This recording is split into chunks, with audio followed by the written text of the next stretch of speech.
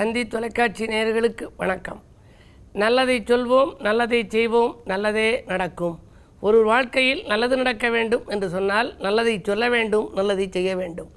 அந்த அடிப்படையில் இன்றைக்கு 10/10/2015 சனிக்கிழமை பூரம் நட்சத்திரம் இரவு 9:34 வரை, பிறகு உத்திரம் நட்சத்திரம். சனி பிரதோஷம் இன்றைக்கு. இதை மகா பிரதோஷம் என்பார்கள். பிரதோஷ காலத்திலே சனிக்கிழமை நடந்ததாக ஒரு புராணம் சொல்கின்றது. எனவே இன்றைக்கு நந்தியம்பெருமானை வழிபட்டால் நல்ல காரியங்கள் இல்லத்தில் நடைபெறும். இந்த சனியை பற்றி நீங்கள் தெரிந்து கொள்ள வேண்டும். பொதுவாக ராமாயண காலத்தில் ராவணன் கிரகங்களை எல்லாம் படிக்கட்டுகளாக வைத்து ஏறி சிம்மாசனத்திலே அமர வேண்டும் என்று ஆசைப்பட்டான். 9 கிரகங்களையும் படிக்கட்டாக வரிசையாக போட்டு மேலே சிம்மாசனம் அமைத்து அதிலே ஏறி அமர்ந்து கொண்டான். உடனே தேவலோகமே ஆச்சரியப்பட்டு போய்விட்டது. இப்படியெல்லாம் செய்கிறாரே, இந்த நவகிரகங்கள் எல்லாம் இருந்தால் தானே நன்மை, இப்படி அதிர்ச்சி அடையும் ஒரு தகவல் வந்துவிட்டது என்று சொல்லி நாரதரை தூதனுப்பினார்கள். நாரதர் சென்று பார்த்தார். நீ மிகப்பெரிய வீரன். ராவணனை பார்த்து சொன்னார், நீ மிகப்பெரிய வீரன். இந்த நவகிரகங்களை குப்புற போட்டு நீ அதிலே மிதித்து கொண்டு ஏறுவதிலே பயனில்லை. அவற்றை மல்லாக்க போட்டு நெஞ்சிலே மிதித்து நீ ஏற வேண்டும் என்றார். உடனே முதல் படியாக இருந்த சனியை திரும்பிப்படு என்றார். சனியின் பார்வை அவர் மீது பட்டது. சனியினுடைய மார்பிலே கால் வைத்து கொண்டு மேலே ஏறி சிம்மாசனத்துக்கு ராவணன் சென்றான். சனியின் பார்வை முழுமையாக பட்ட உடனே தான் ராமாயணம் தொடங்கியதாம். அங்கே சூர்பனகை வந்தாள். அழகிய பெண்ணை காட்டிலே கண்டேன் அண்ணா என்று சொன்னாள். அதிலிருந்து தான் ராமாயணம் பிறந்தது. ஆகையினாலே அவன் அழிவதற்கு காரணமாக இருந்தது அந்த சனியின் பார்வை என்று சொல்வார்கள். அப்படிப்பட்ட சனி எப்படிப்பட்டவன் என்றால், மஞ்சுதவள் அயோத்திவாள் தசரதந்தன் மக்களையும் வனவாசம் ஆக்கி வைத்தாய். பஞ்சவர்கள் சூதினால் பதிகிழந்து பஞ்சுபடும் பாடவர்கள் படச் செய்வித்தாய். எஞ்சலிலா அரிச்சந்திரன் பெண்டை விற்றே ஏற்றதொரு அடிமையென இசைய வைத்தாய். தஞ்சமென உனை அடைந்தேன் என்னை தொடாதே சனி பகவானே காகமேறும் தம்பிரானேன்னு ஒரு கவசம். சனி பகவான் நம்மை பார்த்தால் பிடித்து கொள்வார் என்று சொல்லித்தான் ஒரு பகுதி சாய்வாக நின்று வழிபடு என்று சொல்வோம்.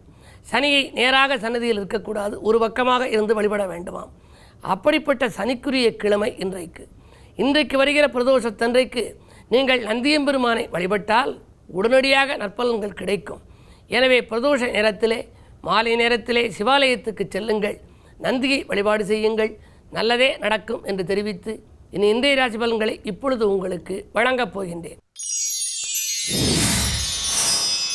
மேசராசி நேயர்களே, நினைத்தது நிறைவேறி நிம்மதி காணும் நாள் இன்று.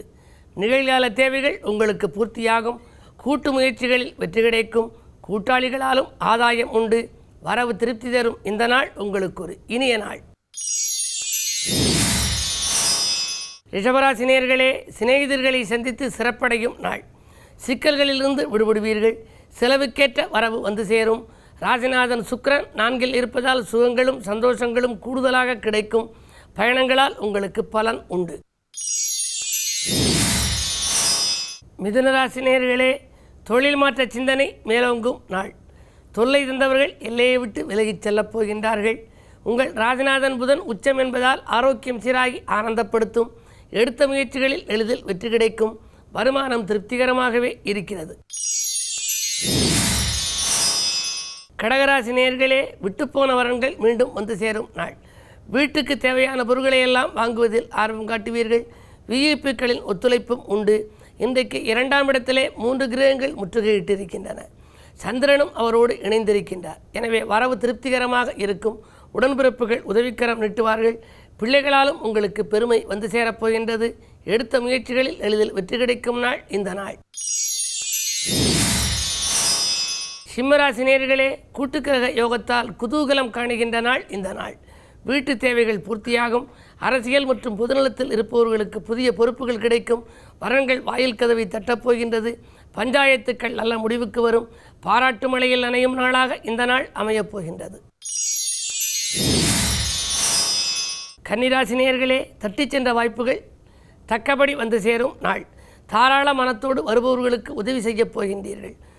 ஆரோக்கிய தொல்லை அகலும். அடுத்தவன் நலங்கிறது எடுத்த முயற்சிகளில் வெற்றி கிடைக்கும். இல்லத்தில் நடைபெற வேண்டிய சுபகாரியம் இன்னும் நடைபெறவில்லையே என்ற கவலை இப்பொழுது அகலும். துலாம் ராசி நேயர்களே, எதிரிகள் உதிரியாகும் நாள். எடுத்த காரியத்தில் எளிதில் வெற்றி காண்பீர்கள்.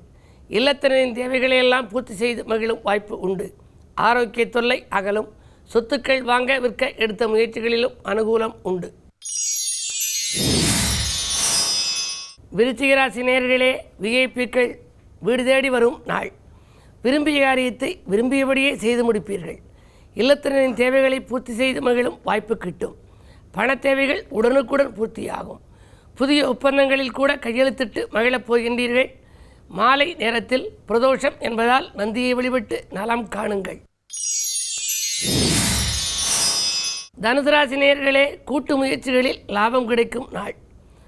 கொடுக்கல் வாங்கல்களில் உங்களுக்கு கூடுதல் கவனம் தேவை. என்ன இருந்தாலும் குருவின் பரிபூர்ண பார்வை உங்கள் ராசியில் பதிவதால் திருமண முயற்சிகளில் வெற்றி கிடைக்கும். தெய்வீக சிந்தனை மேலோங்கும். அடுத்தவன் நலங்கருதி எடுத்த முயற்சிகளில் ஆதாயம் உண்டு. மகர ராசி நேயர்களே, சந்திராஷ்டமம். பொறுமையை கடைப்பிடித்து பெருமை காண வேண்டிய நாள். விரயங்கள் கூடுதலாக இருக்கிறதே என்று கவலைப்படுவீர்கள். பல பணிகள் பாதியிலேயே நிற்கலாம். ஆலய வழிபாட்டில் ஆர்வம் காட்டுங்கள். அடுத்தவர் நலங்கருதி எடுத்த முயற்சிகளில் எச்சரிக்கையோடு செயல்படுவதுதான் நல்லது. விரயங்களை சந்திக்கும் இந்த நாளில் விழிப்புணர்ச்சி உங்களுக்கு அதிகம் தேவை. கும்பராசி நேயர்களே, கல்யாண வாய்ப்புகள் கைகூடும் நாள். கட்டிடப் பணியில் இருந்த தொய்வு அகலும். வாங்கல் கொடுக்கல்கள் ஒழுங்காகும். வளர்ச்சி கூடும். மாற்று இனத்தவர்களால் மகிழ்ச்சிக்குரிய தகவல் வந்து சேரப்போகிறது. மீனராசி நேயர்களே, விலகிச் சென்ற சொந்தங்கள் விரும்பி வந்து சேரும் நாள். விடிகாலையிலேயே உங்களுக்கு நல்ல தகவல்கள் தேடி வரப்போகிறது.